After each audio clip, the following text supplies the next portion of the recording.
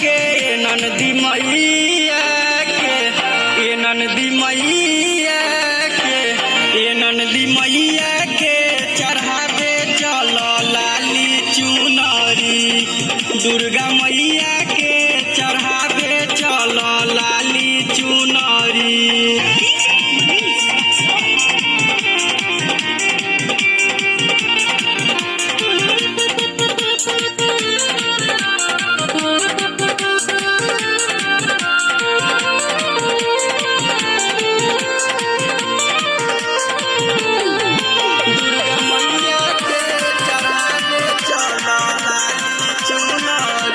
राजू निरंजन कैले दुकनिया मैया के दरबार में दीपक दुलरुआ के डीजे पे गाना बजावे अनिकेत पंडाल में